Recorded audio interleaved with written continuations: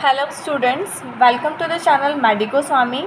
आज के वीडियो में हम लोग डिस्कस करेंगे जो BHMS फर्स्ट ईयर की एग्जामिनेशंस आने वाली है, जो 6 मई से स्टार्ट होने वाली है, उसके लिए कैसे प्रिपेयर करना है। बहुत सारी चीज़ें हैं जो इस कोविड के चलते हम लोग नहीं पढ़ पाए, प्रॉपर सेशंस नहीं मिल पाए हैं, तो क्या टॉपिक है, क्या स्ट्रैटेजी लेकर के चलना है। और बहुत सारी डिफ़िकल्टीज़ आती है क्योंकि जो फर्स्ट ईयर है उसमें आपके बहुत सारे बेसिक्स क्लियर नहीं हुए हैं क्योंकि आप लोग लेक्चर्स अटेंड नहीं कर पाए हों और बहुत सारी चीज़ें हो चुकी हैं। तो अभी भी हमारे पास काफ़ी ज़्यादा वक्त है। We are having 1 full month of April, few days of May and 10 days of March. तो आज से भी अगर हम लोग शुरू करेंगे तो आई एश्योर यू कि जैसा मैं बताती हूँ अगर वैसे करते चलोगे तो आप लोग 100% पास हो जाओगे।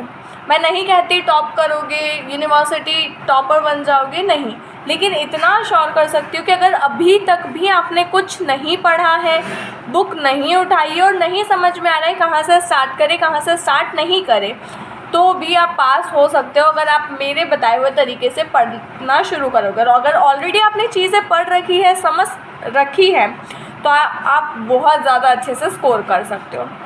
सबसे पहले डेट्स देख लेते हैं। 6 मई को है एनाटमी फर्स्ट, डे है फ्राइडे और टाइम सेम रहेगा आपका 11 to 2। 10 मई को है एनाटमी सेकेंड, 13 मई को है फिजियोलॉजी फर्स्ट, 17 मई को है फिजियोलॉजी सेकेंड और 20 मई को है फार्मेसी।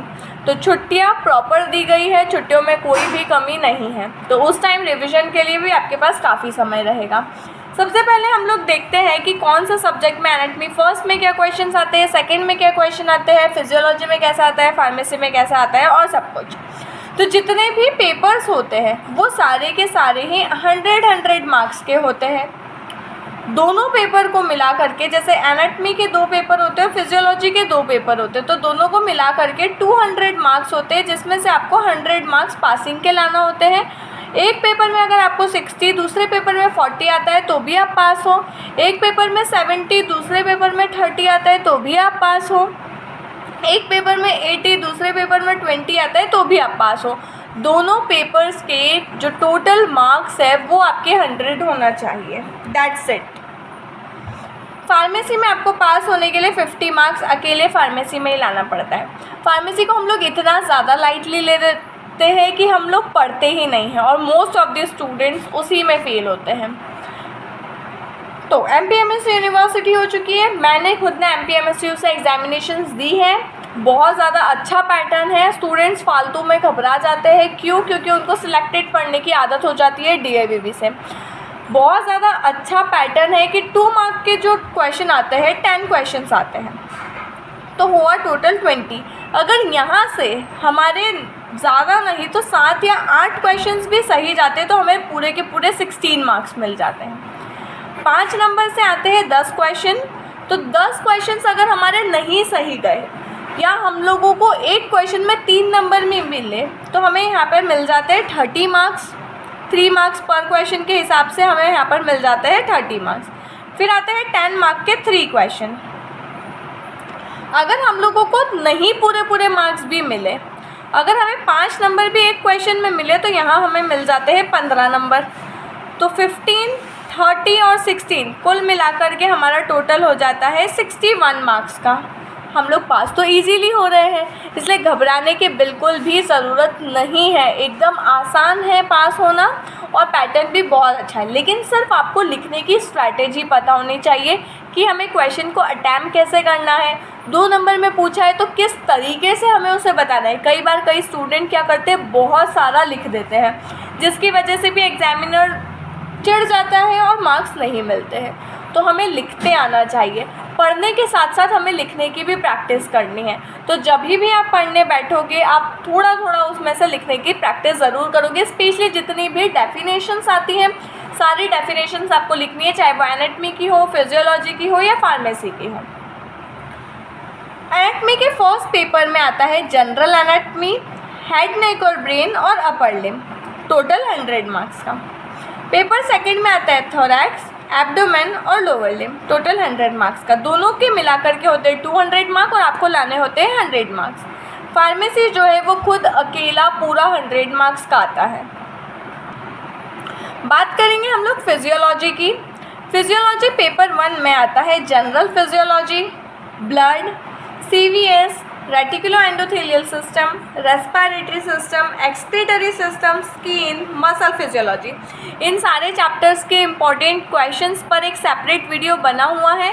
अगर आप लोग और चाहते हैं कि एकदम और प्रायोरिटी वाइज कि किस चैप्टर में कौन सा पॉइंट, कौन सा टॉपिक या कौन सा ऐसा एरिया है जहाँ से बहुत सारे क्वेश्चंस आते हैं और जो ज़्यादा मार्क्स कवर अप करता है, तो हम लोग वो वीडियो भी लाएंगे अगर आपकी डिमांड रही तो ये चैप्टर्स है फिजियोलॉजी पेपर 1 के। अब जैसा कि हम लोगों ने देखा था कि एनाटमी में तो सेम रहता है, एनाटमी में कुछ चेंज नहीं होगा कि पेपर 2 के क्वेश्चन पेपर 1 में आ रहे हैं, ऐसा कभी भी नहीं होगा। एक आध क्वेश्चन आ जाता है तो ठीक है, लेकिन 98% ऑफ टाइम्स ऐसा नहीं होता है। लेकिन फिजियोलॉजी का ये जो डिवीज़न दिया हुआ है, इसके बावजूद भी कई बार चैप्टर्स क्वेश्चंस पेपर 1 पेपर 2 में रिपीट हो जाते हैं या तो कोई चैप्टर आता ही नहीं है।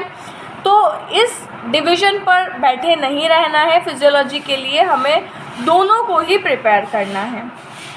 मतलब पेपर 1 के लिए भी सारे चैप्टर्स, पेपर 2 के लिए भी सारे चैप्टर्स। अब आप कहोगे कि दी ये तो बहुत ज़्यादा हो जाता है, फिजियोलॉजी की बुक देखी है क्या आपने? तो हाँ, मैंने देखी है और मैंने भी उसे पढ़ा है।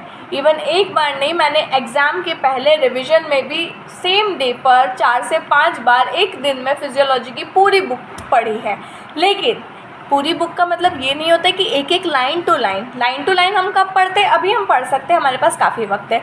उस टाइम हमें पता होना चाहिए कि हमें हमारा टाइम कहाँ इन्वेस्ट करना है, कहाँ से टाइम बचाना है। तो स्मार्ट स्टडी वहाँ काम आती है।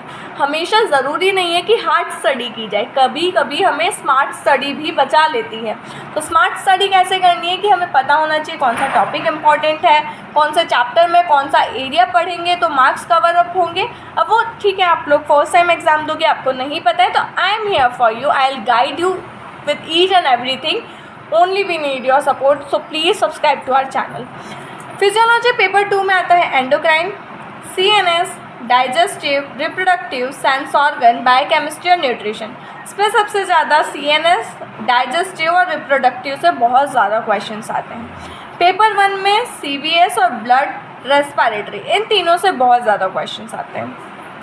साथ ही साथ आपको BMR, विटामिन्स एंड मिनरल्स, ये भी बहुत अच्छे से प्रिपेयर करना है। स्पेशली BMR पर तो क्वेश्चन आता ही आता है, या तो 5 मार्क में या तो 10 मार्क में। इसके अलावा एक सेपरेट वीडियो अवेलेबल है चैनल पर, जिसमें आप देखोगे कि कैसे पढ़ना है, क्या स्ट्रैटेजी रखनी है, कैसे अपना टाइम मैनेज करना है, किस टाइम टेबल से आप पढ़ सकते हो। अगर अभी तक भी वो वीडियो नहीं देखा है तो मैं लिंक डिस्क्रिप्शन बॉक्स में डाल दूँगी, वहाँ जाकर के आप देख सकते हैं।